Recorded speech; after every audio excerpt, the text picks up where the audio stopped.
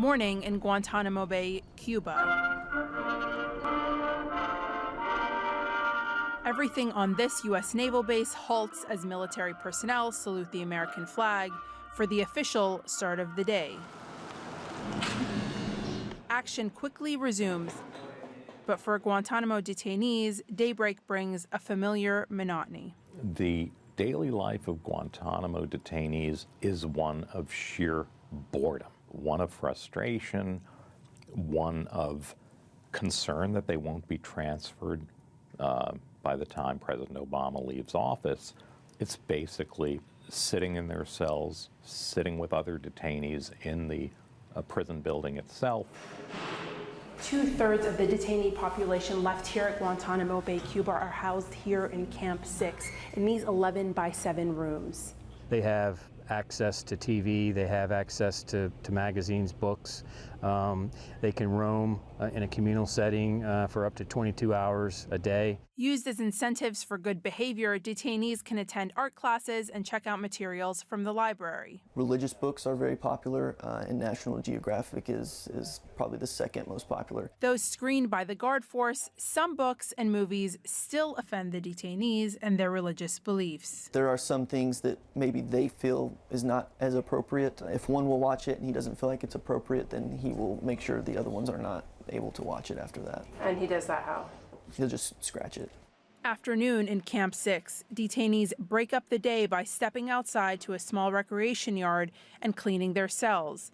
Others pick over food in styrofoam containers. Hunger strikes are a common form of protest here, and for such cases, the medical staff is well practiced in tube feedings. One of the options available to us is enteral feeding. So we loosely strap their wrists just to keep sudden movements from happening so that they stay safe and so that we stay safe. We'll lubricate one of these tubes. They choose the lubricant. Once they're completely finished, we'll remove the tube.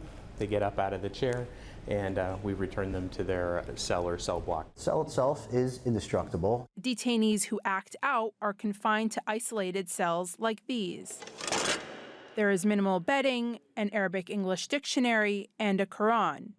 Arrows in each cell are supposed to point to their holy land of Mecca, but lawyers for the prisoners say their faith has also been used as a tool of psychological manipulation. After 2006, more and more the brutality came in the form of psychological abuse, interfering with the practice of their religion, or even humiliating them in their practice of religion. The arrows to Mecca pointing in other directions, the use of women to humiliate the men, that was psychological torture. While reports of abuse and torture are in the past and the Joint Task Force boasts about the current health care of the inmates, life inside Guantanamo takes its toll. There's a fundamental contradiction in the idea of providing mental health to people who are imprisoned without charge, having been ripped away from their families, not knowing when they're going to be released, and brutalized. Evening back on base. On this day, a military celebration for the 241st birthday of the U.S. Navy. For the detainees, it's quiet time for prayer. Just another day in detention. It's just waiting. That's what it is. It's waiting. And they don't know when the waiting will end. Yasmeen, Alamiri, CGTN, Guantanamo Bay, Cuba.